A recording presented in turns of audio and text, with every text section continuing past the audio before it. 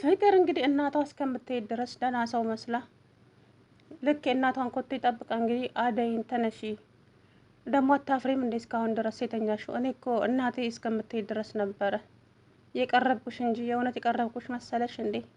ስቃይሽ አሁንም እንደቀጠለ ነው አለቻት። እኔም እኮ ገብቶኛል እንዳልተቀየርሽ፣ ግን የተቀየርሽ መስሎኝ ነበረ ውስጥ የተቀበለው ነገር ግን አንቺ ያው ነሽ። በይ ተነሺ፣ በዚህ ሰዓት ምን ያጋድምሻል? ተነሺ ብላ እንግዲህ የተቀመጠችበት ጉሮሯ ልታንቃት ስትል ውጭልኝ ብላ ስትጮህ ባርኮቴ ደረሰ። ከዛም አንቺ ምን ትሰሪያለሽ በአሁን ሰዓት እዚህ መኝታ ክላሷ ይላታል። አደይ እኮ በአሁን ሰዓት ተነስቼ እንጀራ ልጋገር ስትል አይ ይደርሳል ተኝና በኋላ ትጋግሪያለሽ አልኳት አለች። በይ ውጭላት አደይ፣ አሁን እኮ አንቺ የምታርፊበት ሰዓት ነው፣ አሁን የእንቅልፍ ሰዓት ነው፣ ተኝ አላት። ከዛም አደይ ተመልሳ እዛው ቁጭ አለች። አይ አምላኬ የተቀየረች መስሎኝ ነበር፣ እሷ ለካ አሁንም አልተቀየረችም አለች አደይ። ፍቅር መቼም አትቀየርም። ዳይመንድ ጋር ሄዳ እኔና አደይ እኮ በቃ ተስማማን፣ እህታማቾች ሆኖናል፣ እማዬ አስማማችን፣ እንደሱ ነው የሚሻልሽ፣ ውስጤ ባይቀበልሽም እንደሱ ይሻልሻል አለ ዳይመንድ። ግን አላመናትም ማለት ነው። እና የአደይን አባት ስልክ እማዬ ፈልጋው ነበረ ዳይመንድ ታውቀዋለህ ሲለው አላቅም አላት። መስጠት አይፈልግም ማለት ነው። እና ግን ምናልባት አስፈላጊ ከሆነ ጠይቄ ልሰጥሽ እችላለሁ አላት። ተባበረኝ አውቃ ማለት ነው ፍቅር። ምክንያቱም የአደይ አባት ጋር ደውላ አደይ እዚኛ ጋር ያለችው ብላ አቅጣጫውን አመላክታቸው አደይ እነሱ ቤት እንዲመጣ ልታደርግ ነው ማለት ነው። እና አደይ ማነች እቺ ፍቅር ተንኮሏ እንደቀጠለ ነው። ዛሬ ቤዛ ጉሮሮዋን አንቃ እንግዲህ ዛሬ እናትሽ የለችም ማን ያስጥልሻል፣ በህልሜ እየመጣች ቤዛ ታንቀኛለች ብለሽ የለ ዛሬ እንግዲህ ይኸው የእውነት ልነቅሽ እስኪ የታለች ታዲያች የምትጎርሪባት እናትሽ አለቻት። ልቀቂኝ ቤዛ፣ ቤዛ ልቀቂኝ፣ ምን እያደረግሽ ነው እያለች እንግዲህ ስትጮህ ነበረ። ባርኮቴ ደግሞ አደይን ዛሬም ያፈቅራታል። በነገራችን ላይ አደይ ባርኮቴን ታፈቅረዋለች አሁን እንደተረዳዋት ከሆነ ማለት ነው። ግን ደግሞ ለዴቭ አሁንም ደጋግማ የምታወራው ነገር ለዴቭ ከወንድምነት የዘለለ ነገር ምንም አይነት ስሜት የለኝም ብላለች። ነገር ግን ደግሞ ያኔ እዛ ገጠር መጥቶ ከኔ ጋራ እንደዛ ሲታሰርና ሲሰቃይ ሳይ እውነት እሱ ዳይመንድ ኪንጎ አሹ ሆነው ከኔ ጋራ እንደዛ ሲሰቃዩ የሌለ የእውነት ስሜት ተሰማኝ፣ ደስ የሚል ስሜት ተሰማኝ። ለካ ሰው አለኝ እንዴ ብዬ እንድሰማን ያደረገኝ። አደይ እኔም እኮ እመጣ ነበረ፣ ግን ደግሞ የቤዛ ነገር መቅደም ስላለበት ቤዛ አደጋ ውስጥ ነው ያለችው አላት። እሷ እንደምትጫወትበት ምንም ሊገባው አልቻለም ባርኮቴ። ቤዛ እያስመሰለችና ቁማር እየተጫወተች ነው ያለችው። ባርኮት ግን ምንም ሊገባው አልቻለም። ቤዛ ላይ የነቃችው ሊሊ ብቻ ናት፣ ጀግና ማለት ነው። ሊሊ አስመሳይና አጭበርባሪ ናት። ሲጀመር ምንም አይነት አራጣ ምንም አይነት ብድር የለባትም። እሷ ከሱም ከኤላም ከዴቭም ብር ዘርፋ መሄድ ነው የምትፈልገው፣ ወንድሟን ከዚህ ሀገር ለማስወጣት አንደኛ ደረጃ። ሁለተኛ ደግሞ እሷም እናቷን ይዛ የት እንደምትሄድ ባላውቅም ግን ገንዘብ ትፈልጋለች። ምንም አይነት የብድር ገንዘብም የለባቸውም፣ ቤታቸውን በአራጣ አልተያዘም። ግን ባርኮቴን አውቃ እያሰቃየችው ትገኛለች። ይሄንን ነገር ደግሞ ሊሊ አጋልጥሻለሁ በቅርቡ ጠብቂ ብራታለች። ሰላም አለይኩም ወራህመቱላሂ ወበረካቱ። ውድና የተከበራችሁ የቻናል ቤተሰቦች እንዴት ናችሁ? አለው አልሐምዱሊላ። እንግዲህ ዛሬ አደይ ፍቅር እንደዛው ቀጥላለች እንደ በፊቱ ማለት ነው። ማነች ፍቅር መቼም ትለወጣለች ማለት ዘበት ነው። መቼም አትለወጥም መቼም ማለት ነው።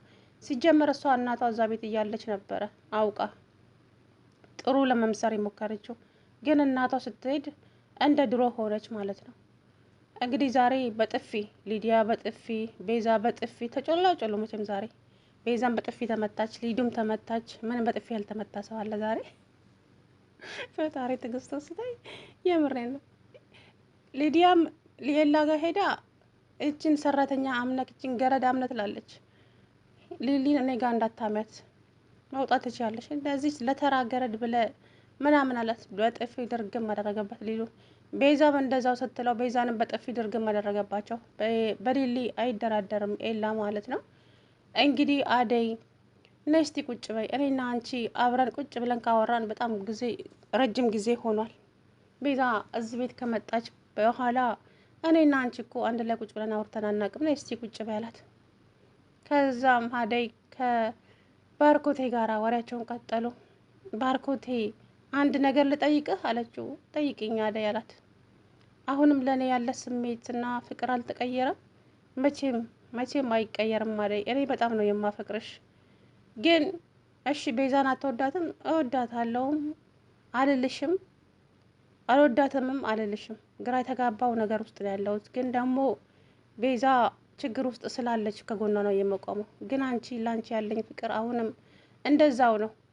እኔ ዴቭ ስለሚያሳዝነኝና በቃ በጣም እንደሚያፈቅርሽ ስለተረዳው ብቻ እንትን አልኩኝ እንጂ እኔ አደይ ላንቺ ያለኝ ፍቅር መቼም አልተቀየረም። በጣም አፈቅርሻለሁ አላት። እሷም ደግሞ በቃ ዴቭ እንዲንከባከብሽና ሁሌም አጠገብሽ እንዲሆን አደርጋለሁ አላት። ከዛም አደይ እኔ እኮ በቃ እኔ ዴቭ እንደ ወንድሜ ነው የማየው። ከወንድምነት የዘለለና ከእህትነት የዘለለ ምንም ላደርግለት አልችልም ለዴቭ አለችው። ያ ማለት ባርኮትን ታፈቅረዋለች አደይ ማለት ነው።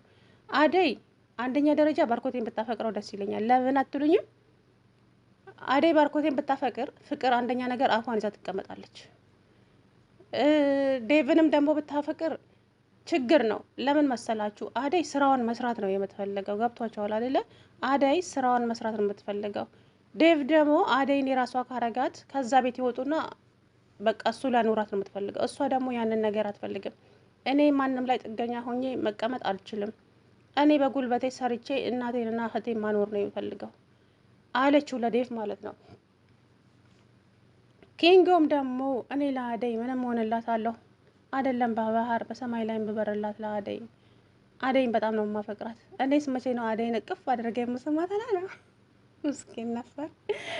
አይ እንደው ኪንጎ እንዴት እንደሚያስቀኝ በእውነት። ዳይመንድ እንደዚሁ እየተቀለደበት ይገኛል። እንግዲህ እንትናም ናሆሌም ቤቱ ሸጦ ከሀገር ወጥቷል አሉ። የለም ቤዛም እንግዲህ የባርኬ እናት ቤት አለመኖሯን አውቃ ወደዚሁ መጥታለች። ከፍቅር ጋር እንግዲህ ስቃያቸው ሊበዛ። ከዛም ባርኮቴ እንግዲህ አደይ እኔ በጣም ነው ማፈቅርሽ፣ ይሄንን እንድታቂልኝ እፈልጋለሁ። ላንቺ ያለኝ ፍቅር መቼም አይቀየርም፣ እንደዛው ነው። እናም እወድሻለሁ በጣም አደይ አለችው። ከዛ እሷም ደስ አላት፣ ታፈቅረዋለች። ሳያት አይኗ ያስታውቃል። እናም እንግዲህ ከዛም ባርኮቴ ተከትሏት ኪችን ሄደና እንደዛው እያወሩ ተቃቅፈው እያለ መጣች ቤዛ። አንተ እያለች ደግሞ ከሰራተኛ ጋር እዚህ ልከሰከስልኛለህ እንዴ ባሬ ልትቀሚ ምናምን ስትል በጥፊ ድርግም አደረገባት። ቤዛ ዛሬ ሁለት ሰው መታት። ኤላም በጥፊ መታት፣ ባርኮቴን በጥፊ መታት።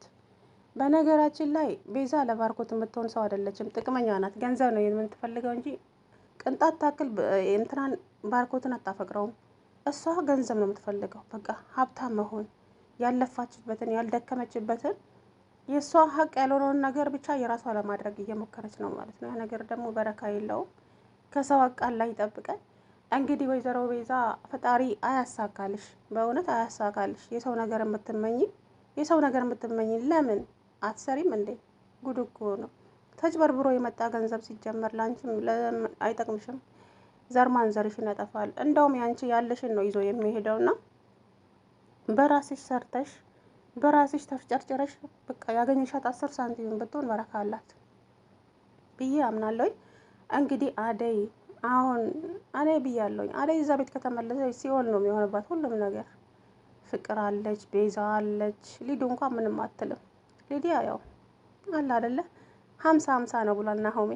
ሊዲያ ምንም አትልም፣ ግን ቤዛና ፍቅርን አትችላቸው መቼም ማለት ነው።